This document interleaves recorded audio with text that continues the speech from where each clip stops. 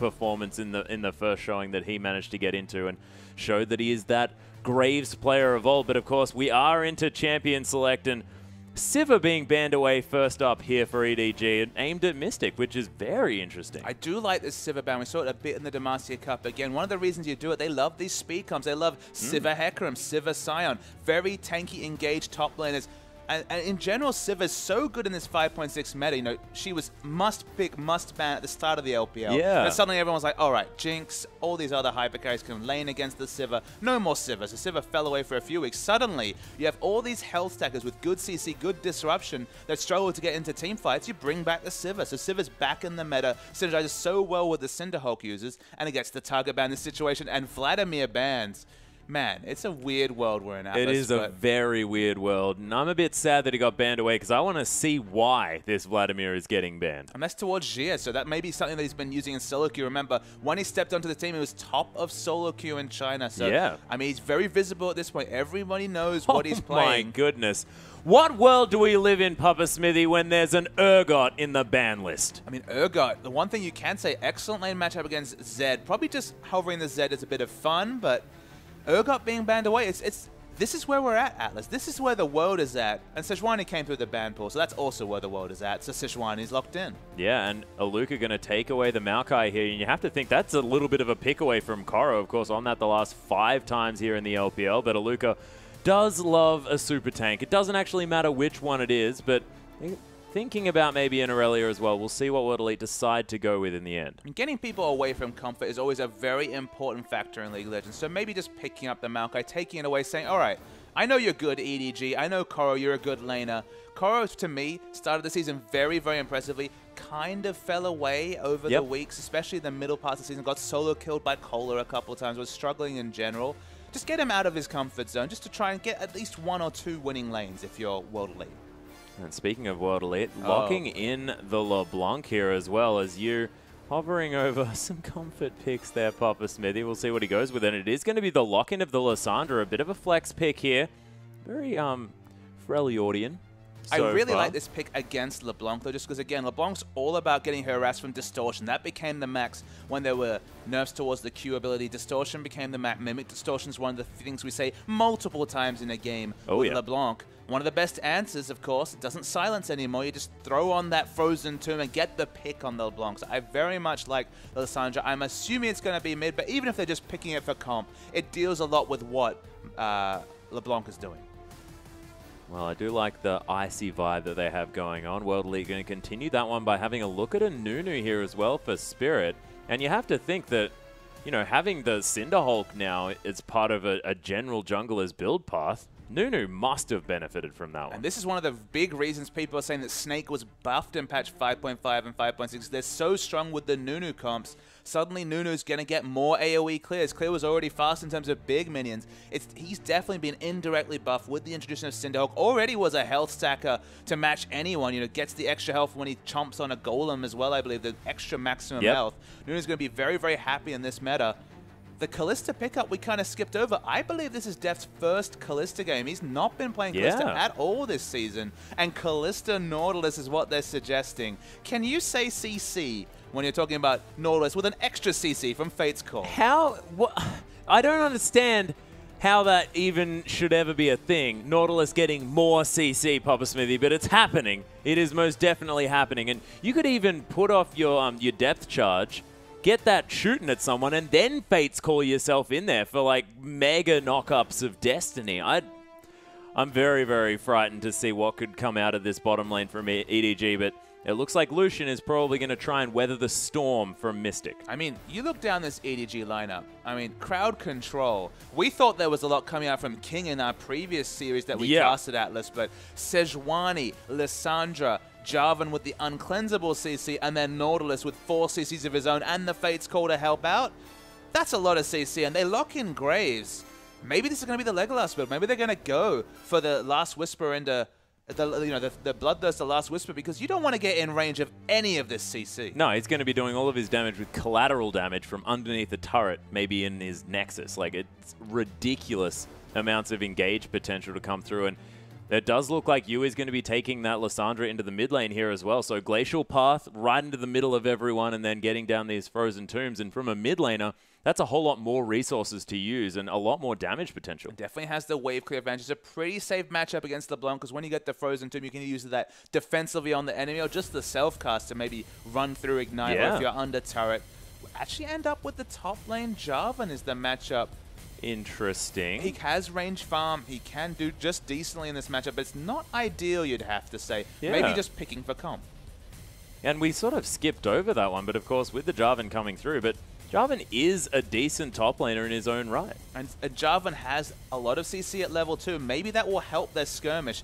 Because Sejuani herself, pre-6, doesn't have a lot of skirmish ability, but if you add in Jarvan, almost feels like an embarrassment of both damage and CC coming through.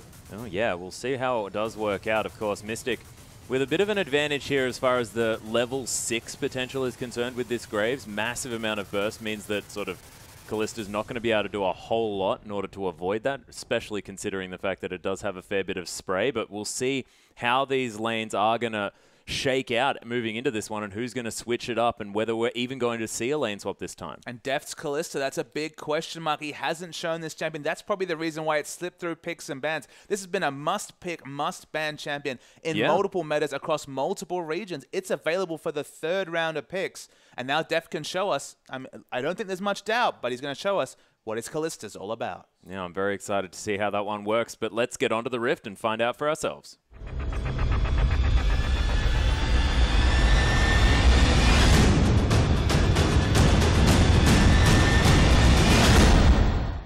And here we are, ladies and gentlemen, with our final game of the evening. EDG taking on World Elite. And we shall see exactly how this one shakes out. You on the lineup here instead of Pawn. Some exciting changes to come through. And Nautilus support seems to have erupted into the LPL. I mean, we've seen it in other regions. We didn't know whether it would be an off-meta pick or an in-meta pick, but just the general tankiness, the fact that the Riptide's on such a short cooldown, down to 6 seconds, gives them more consistent CC uptime, which is obviously what Nautilus needed, as I see your incredulous look. But the depth charge, the Riptide consistently, just the passive, and then, of course, the Dredge line is so much CC. The Fate's Call, we'll call it a 5th CC for Nautilus because he clicks where he wants to be re-engaged upon. Very, very tanky. It hasn't necessarily had the biggest win rate, though, today. So we'll wait to see whether EDG can pull it off. Kalista Nautilus, I do see the synergy there, though. Oh, yeah, you can definitely see the synergy. Ridiculous amounts of CC into even more CC. Oh, Gia actually going to take away the little Raptors here as well for a little bit of an experience boost. I like that. Cute little play there from the mid laner. It's what you do with Maokai is you put down a couple of saplings, then you just distort over, and you can do this with REQ as well. World Elite have done this with a couple of different champions. If you have any champions that can prop damage, like, for example, the Maokai sapling, you can just get, it's only a couple of little Raptors, but again, it's the difference between a fast level 2 and a delayed one. Yeah, and speaking of delaying a level 2, Mako doesn't quite have his. He's being very aggressive here. It's the Riptide just to slow down his assailants, but just trying to give WE a hard time. And just want to try and delay the level 2 as you put out. Delay the jungle pathing, ensure the gank is 10 seconds later. Maybe that's enough time for the top lane to back, buy a ward, come into lane. We didn't even consider this, but of course with the lane swap being initiated by World Elite, suddenly you have the jungle follow with quite a lot of CC in Sejuani Jarvan. Yeah, that is ridiculous. If they manage to catch anyone out, it's going to be very, very frightening. They haven't actually entered the enemy jungle just yet, but you have to think that if they do decide to go that route, it will be very, very frightening for World Elite to find them. GA now actually with a lot of pressure here in the mid lane. Nice chain's going to land onto you, and that's some decent trading here early on. And look, this matchup is fine from level 6 onwards, but in the early levels, you know, Lissandra's not the highest health champion. You do take a lot of harass from LeBlanc. You don't have a lot of lane control in this situation. You always worry when the enemy team has Nunu and you have a defensive jungler like Sejuani, low pressure in the mid lane, low pressure from the jungle. There are definitely windows that can be exploited by World Elite in the early to mid game. Yeah, and we saw GA just be very, very strong on this LeBlanc, especially in IAM when we saw him there. But we'll see whether it's going to be a similar performance. Of course, very different patch back then. LeBlanc with a few changes, of course, just generally a few changes. Deft, beautiful use of the PS. It looks like pretty comfortable on this Kalista. I mean, there was never really any surprises about that. Will we see anything different? Will we see maybe the single target build coming through? Yeah. From the Kalista, which is what we saw coming out against VG Gaming a few weeks ago. That really intensely, just Infinity Edge, Phantom Dancer, or Static Shift into Last Whisper. It's probably going to go for the early power spike just because Kalista's kind of a unique champion. She's probably the only AD carry in League of Legends that peaks at 2 items. You'd have to say Bloodthirster Hurricane is definitely, in terms of AD carries, her biggest power spike. You could maybe compare it to Corki when you're talking about Trinity Force Bloodthirster, for example. Yeah, correct. But I give the edge to Kalista because she does so many things. She can push, she can team fight, and she can get resets in a team fight. She's such a unique champion. But, man, Bloodthirster Hurricane, you're feeling pretty damn good as a Kalista. Yeah, and it especially sort of buffs exactly how you play the champion at the same time. You all of a sudden have so much sustain, so much wave clear as well. It changes how you move around the map, what you do here, especially if you go for that Bloodthirster first. As soon as you get that Hurricane, you can clear waves for days, instantly. I feel like the Hurricane has kind of been found out as a one-item, like, rush purchase because, again, if you rotate around the enemy team getting a Hurricane in the Kalista, you can know that she has no wave control, and you can exploit that with just prepping your minions in the top lane. Yeah, very nice death sentence. Koro actually going very, very low as Mako might have found himself in an uncomfortable position here as well, as Mystic and Yujie doing their very best to try and catch them out, but a little bit too tanky, and somehow EDG survived. But you have to think that Koro probably did not want to be tanking that turret. A heroic disengaged dredge line, though, keeps him alive. Importantly, Nautilus was happy to take the aggro because Exhaust was available, was finally used at the end, and had Flash, whereas, of course, Koro had already used Flash. A very good play from what many people say might be the rising support star in the LPL. Yeah, well, it's true. And Glacial Path from Yuga and get him out of the way of this 3-man gank in the mid lane. Haluka paying a visit up there, going to leave Deft on his own, but Yu is going to be more than safe. Chain not going to find it either, as, yeah, Gio going to take a tower hit. I mean, World Elite, in terms of their side lanes in particular, 28 CS to 15 CS is a significant advantage for Haluka. He even had time to roam and complement that advantage. The blow's being pushed in, though. Actually, Mako getting some stuns out here, but another death sentence going to land from Yujie. Meanwhile, in the mid lane, there's the Frozen Tomb to come down. Yu not going to quite find it as the Ignite ticks down, and Jie is going to survive that one. Continues to be able to farm out this wave, and that is the ultimate down. So that is a big deal here, as the ward is going to spot World Elite heading back to this mid lane, and Yu with his extra Doran's ring just going to chill out for a moment. We'll just have to fill in the blanks and assume that the pressure wasn't successful on top. No ultimate used, no kills coming through. Yu finally gets a bit more lane control. He was struggling in the early levels, but suddenly at 6 you can see he's able to burst Jie out, or at least in terms of lane control, and start to match the CS values from this LeBlanc. Yeah, and Jie actually using the flash here as well, and of course LeBlanc fairly slippery, but not having that summoner spell is enough to make anyone wary. As Jie just going to do his very best to clear out these creeps underneath the turret, and does a great job at doing so. Even dodging out of the way of some of the harassment here from Yu. Luke back on the lineup. Again, it was looking worrying in the early levels when he was being pushed in, where it didn't look like a lane control. He has it now. Koro eats a binding. Yujie is brilliant on these death sentences. Mystic doesn't want to come in. He just, no. There's creeps here. Don't really want to follow that one. Yujie actually going to catch Yu out, but it seems to be both members catching each other at this current moment, as Jie gets caught by that Ring of Frost. And has, of course, come into the early Fiendish Codex, so he's got his spells effectively, but no mana whatsoever at this point. So uses his last bit for wave clear, wants to back away. Blue buff has respawned, desperately needs that for lane control. Yeah, he's going to miss out on a wave, though, because, of course, this Lissandra fantastic at clearing out these waves. Might be able to pick up a couple of them, but now with that blue buff, a lot more wave clear available from Jie, and has that level 7. And see whether he's going to be affecting this map, whether he's going to be roaming around, or whether he's just going to continue to put pressure on here in the mid lane. Building damage is the job, and maybe building towards just a Brutalizer, could be towards a TM out. I guess we're not sure. Yeah. But double Brute, I mean, their swords might be important right now. Yeah, actually, Yujie getting caught out here, forced to use that flash already. There's the flash, everything used, and EDG pick up first blood, and it goes to Koro. Clearlove got a very quick level 6, actually before the Nunu at this point, used the Glacial Prison very effectively in that situation. The double longswords helped out, and that engage, and actually Koro picks up the gold. So whatever damage he's looking for, it's going to be snowballed. Yeah, we'll see whether that does come through. Of course, do you still need 2 longswords to build into that Tiamat? You do not. I was incorrect on that one. So Brutalize is the most obvious choice. I guess it could be, say, a Phage and a Tiamat. You're not necessarily... You'll find something for those swords, Atlas. Jarvan will find a way. Yeah, that is very, very true. A Hex Drinker also probably an option that he might want to go for here, considering fair bit of magic damage to come through, but you have to think that a Brutalizer, always a fantastic choice for a Jarvan who already has a fair bit of armor shred. Aluka forced to use the flash in the bottom lane.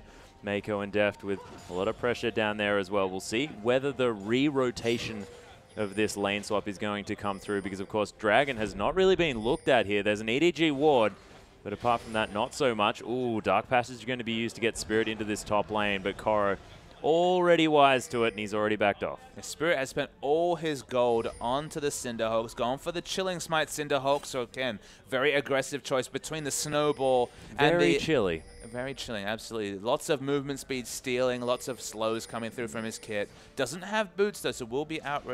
to be fair, neither does Clear Love. Has the Arctic Assault though for slightly more mobility. Oh yeah, Blood Boil's there as well. I think if they were to have a race, it does depend on how far they're running, as opposed to...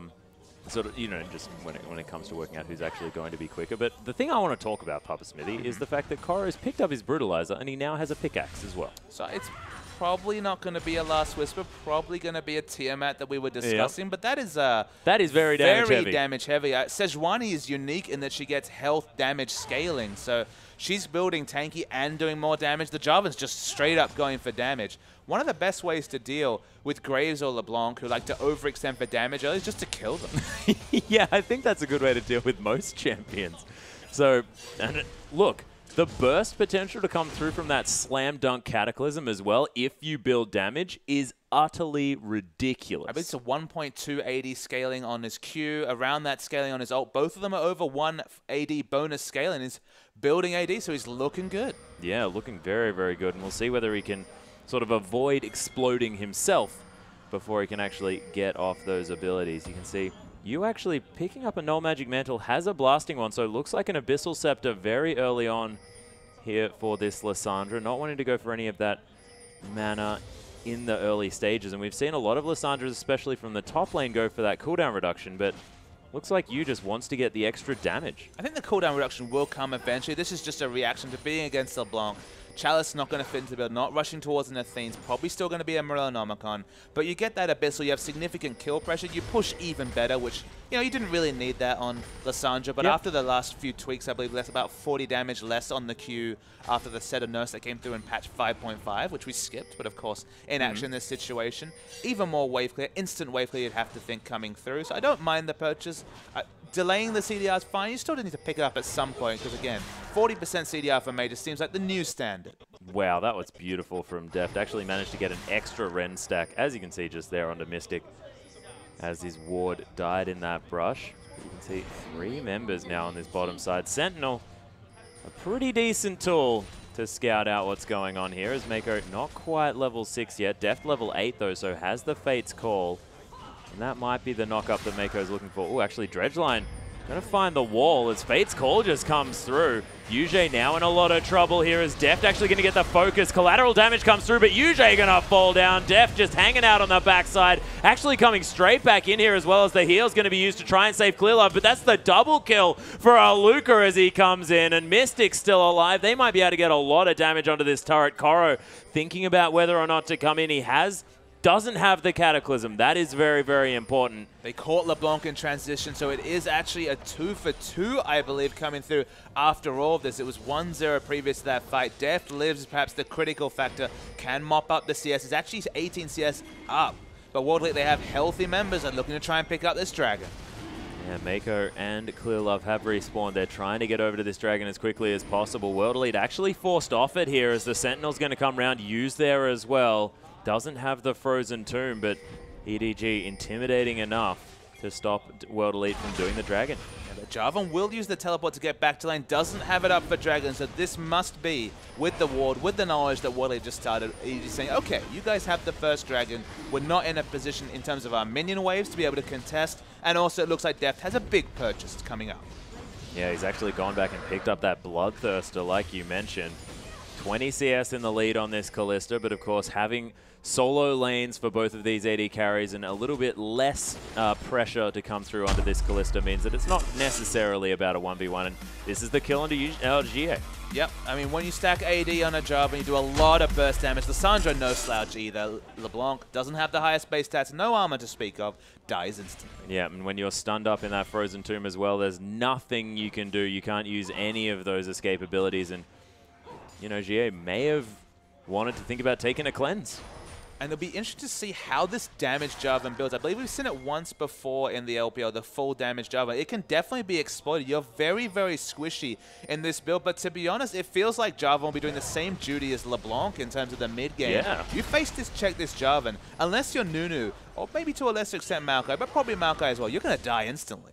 Yeah, and he's now picked up the Tiamat as well, has another longsword, so that could be the Hydra. He might be going full Hydra, Papa Smithy. I mean, whatever it is, it's just even more damage. You takes a nice burst, but with the Abyssal Scepter's able to shake most of it away.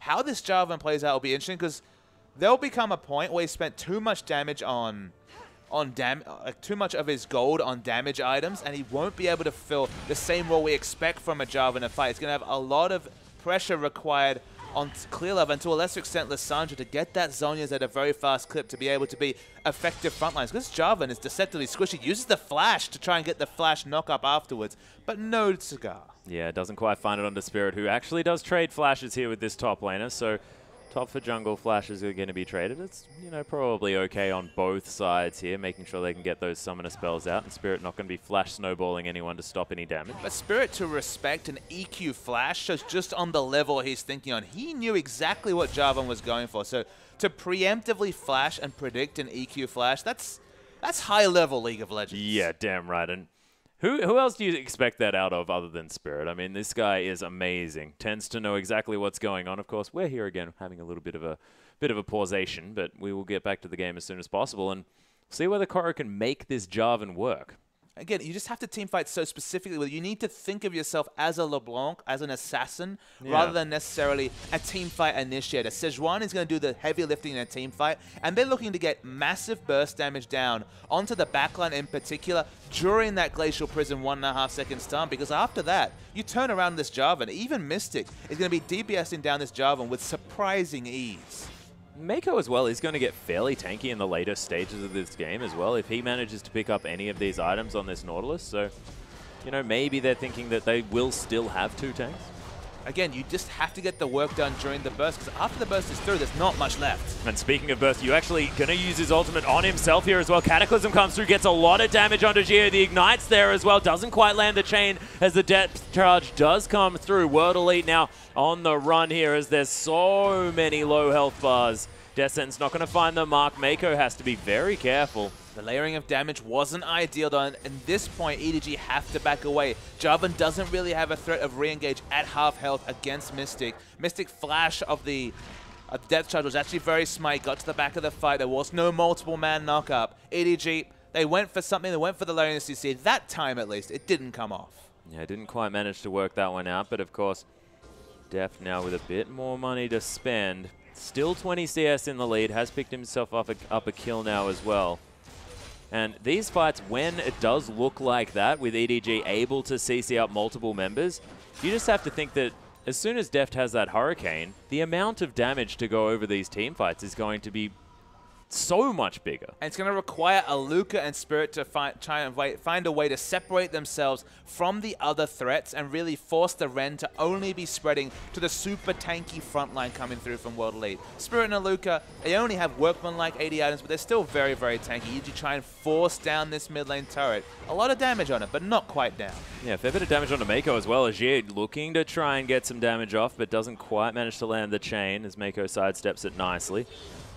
Deft picks up a couple of extra creeps with that Pierce as well and is looking to potentially head back to base and pick up some more items. Sitting on a very big stack of gold. Not sure if it's enough for a straight-up Hurricane, but I imagine we'll find out very, very shortly. Comfortably 25 CS ahead of his lane opponent in terms of Graves. We always wait for that par timing on the Hurricane. No, he's not going Hurricane. Much more of a single target focus. I guess he's really respecting the tankiness coming through from Maokai and Nunu. Yeah, very interesting. Has an extra dagger here as well, so not... Phantom Dancer. Yeah, looking like a Phantom Dancer instead of that static Shiv.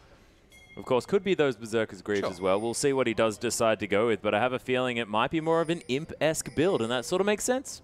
It's just a very interesting adaptation. It looked like Hurricane would be the pick. Again, it's been the standard just because the 2-item power spike is almost unmatched. It kind of justifies the Callisto build because you have a 2-item power spike, and then if it gets to the 6-item set, you could always sell that Hurricane and pick up, for example, a Phantom Dancer in that situation. But seems to be opting away from the 2-item power spike with just early attack speed and some critical strike. Yeah, and it seems like Deft probably going for more of a single target build, feeling like he might get separated from his team. Like you were mentioning, what World Elite probably want to do to this Callisto. Yeah, if he has kill pressure on a single Maokai or Nunu dive, that might change how team fights work. Because in the backline, it's going to be the merely DPS glass cannon, you'd have to say, Koro at this point. Looking like Last Whisper is going to be the third pickup. My goodness. He's just going full damage. He's going full Talon.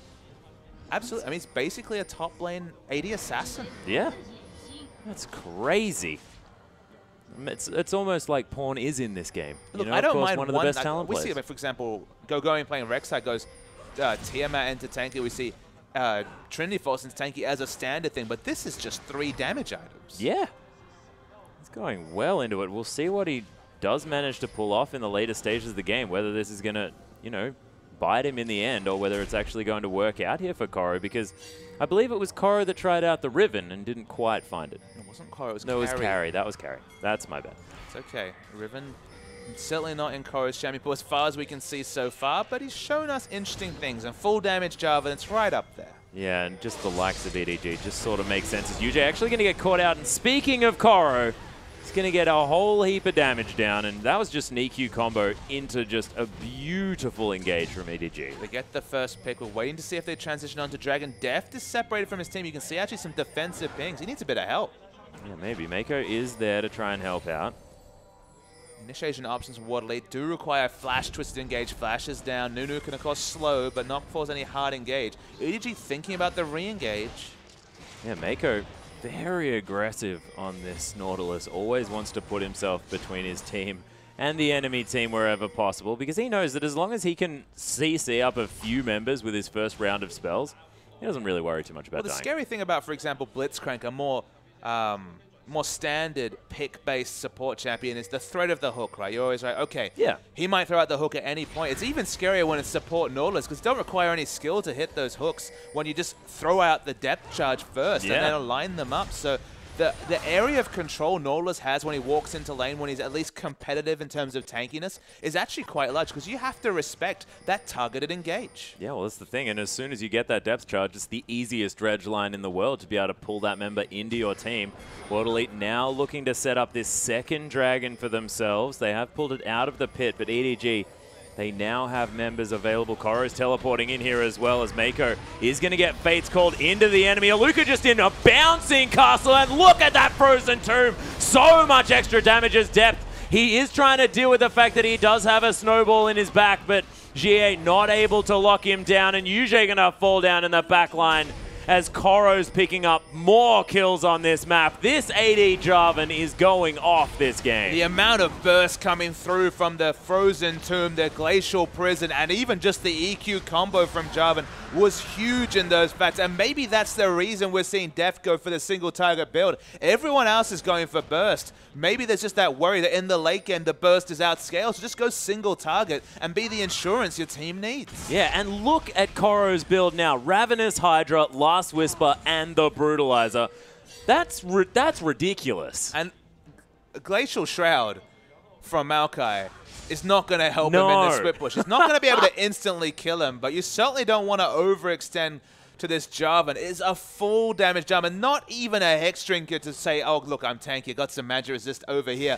Nothing whatsoever, only about the damage. He's going to be tanky by life-stealing up in the front line. Yeah, well, this is the thing, and now going to do so much extra AoE damage as well with that Ravenous Hydra.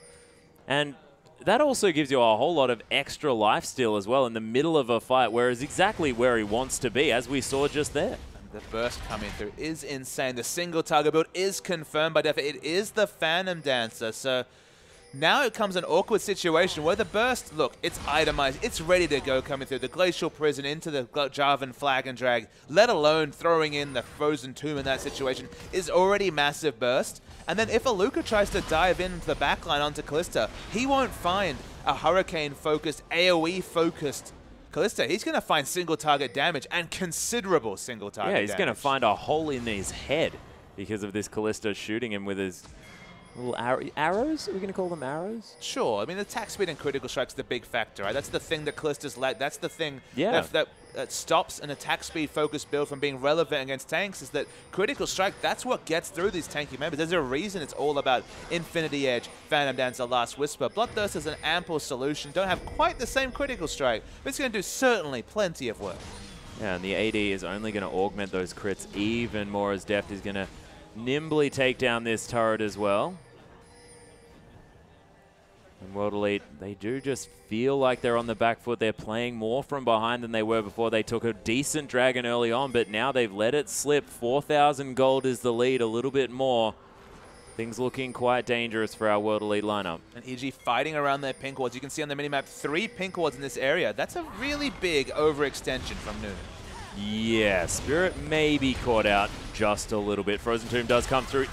Almost manages to latch onto the Dark Passage, but Yuji not quite able to get it far enough in range. And EDG might take this as an opportunity to start off the Baron. They have a heck of a lot of Baron damage. Yeah, Klilov really didn't want to use the Glacial Prison on one member, but when he saw the Dark Passage, he had to start. As you mentioned, Baron damage is high, but health values are low. Koro especially can't afford to tank this Baron. Yeah, Mako trying to use the Titan's Wrath to do so there as well. The Glacial Path to come through. Aluka just getting bounced around this fight. Does try and engage onto the backline, but it's not enough as he gets taken down by Deft. UJ now so incredibly low. GA trying to use his Mimic to stop things from happening. The heal to come through from Deft. Mystic's gonna fall.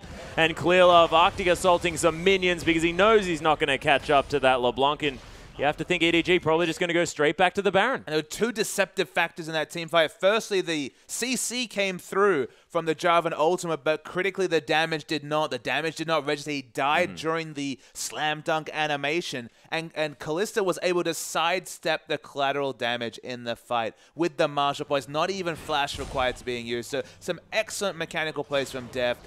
Again, the damage not being registered, that would have really ensured the team fight victory for EDG. It's quite even all in all. Yeah, not too bad. But, and you know, most importantly, World Elite, they stop the Baron, and that is very, very strong. And Frozen Heart completed now by Aluka. He's only going to get a bigger and bigger in that back line, trying to be a nuisance here for this Kalista. And if Deft can't auto-attack fast enough, he's not going to be able to bounce away from all of these important abilities that have to miss from World Elite, because the burst coming through from Mystic, the burst coming through from GA is very, very scary. Absolutely. It needs to be feared, but the item timings are very good coming through for EDG.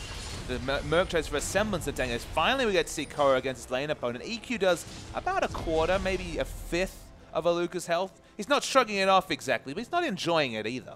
No, he's not too bad, though. Of course, doesn't necessarily have the kill pressure here, but see whether Aluka can still manage to actually push out these waves against the Jarvan, because as soon as Koro can make sure that, you know, Aluka can't counter push against him, then that is the split push Jarvan easily working out. I mean, with all that AoE wave clear, Jarvan already had decent base values on the queue for a bit of AoE wave clear, but going full damage, of course, just doubles down on that wave clear, makes it basically instant. EDG have a lot of wave clear in this game between their top and mid laner. Definitely the mid laner and top laner, the sole wave clear of the team. It's not necessarily long-ranged wave clear, but it is instant. Yeah, Koro's not stopping, by the way. I thought that he might just leave it as the Brutalizer, but he's going for a Ghost Blade.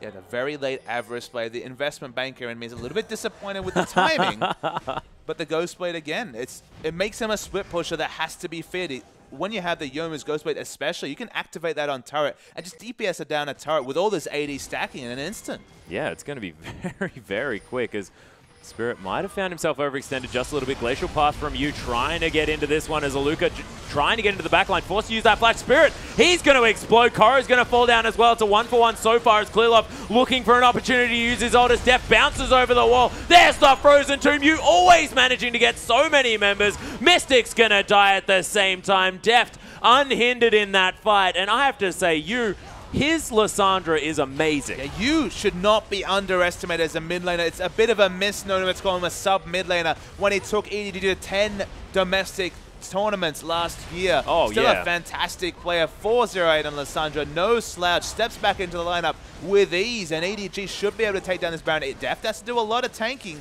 He's getting low. Yep, the rend is going to be there, though, and Clearlove going to take that one down with a smite. I'm not even sure whether Deft actually rendered that. My goodness. The Baron, though, did not win the fight, and it is going to be EDG locking that one down. UJ looking to try and get Spirit. No, he just decides he doesn't really want to take that Dark Passage, and they're going to try and lock down this Dragon before EDG can get there. But let's have a look at this fight again. Let's watch the replay, and Jarvan was a bit of a non-factor in this fight. Goes in aggressive, he's straight off the map. You're just watching the backline. He dies very, very fast to focus fire from multiple members, so dies in the front line. The DPS Jarvan not working for once, but still, Kallista's been able to free hit in the backline. Doesn't have the Ren set build, doesn't actually get any kill credit whatsoever, but still is hopping around, has a lot of single target damage. And the Northern Winds, that's the consistent damage they have coming through. Sejuani, you can't ignore her damage. Yeah, it's ridiculous. Actually, there's the Fate's Call. Mako lands it as well. The Spirit just explodes. That was so beautifully played. And my gosh, EDG, it doesn't matter who they've got in their lineup. It looks like you, Pawn, it doesn't matter. Still looking brilliant. And the off-meta pick in this case is just the full damage Jarvan for the second time in the LPL. It's definitely not off-meta compared to what we've seen in terms of shenanigans today, but it's working out. It is working out. Collateral damage going to be used to try and clear out this minion wave. This inhibitor turret is going to fall down. There's the depth charge going to be used. Yu takes a whole lot of his health. GA, though, is going to explode. Koro, oh, the ultimate to come through from Clearlove here as well. Mystic almost dies instantly as Yu trying to pick up the kill. He does take the Glacial Path, then ults himself. Aluka now in the bouncing castle that is the lineup of EDG. And the inhibitor is going to fall down. 2 members are dead now for World Elite, and EDG, they're going to take the inhib and go. And Spirit gets a bit of hollow retribution taking down Jarvan, but it's not going to be a lot for this World Elite lineup. The base has been broken. Over 11,000 gold is the advantage for EDG. They're in firm control. We thought with the change in personnel, maybe EDG would skip a beat, but it's not looking like it. Yeah, not looking like it at all. And you just coming into that mid lane as well and looking so, so strong. And you saw just there, that last engage, just so much mastery of that champion in Lissandra, and it's a difficult thing for these teams when you don't know exactly who a player is very, very strong on, because they haven't played against you for quite some time. Absolutely, Yu has just been biding his time, obviously adding to his champion pool without the global scrutiny, or at least the Chinese fan scrutiny coming through in the LPL. Lissandra certainly seems to be in his repertoire, you'd have to say. Has the voice stuff to go with the CDR, but it's 40% CDR. Probably not achieved just yet, but has at least, 25, 35% when he picks up the blue buff. Yeah, and Deft and you actually with the same kill participation in this game. 5-0-10, 4-0-11. Koro's got a pickaxe.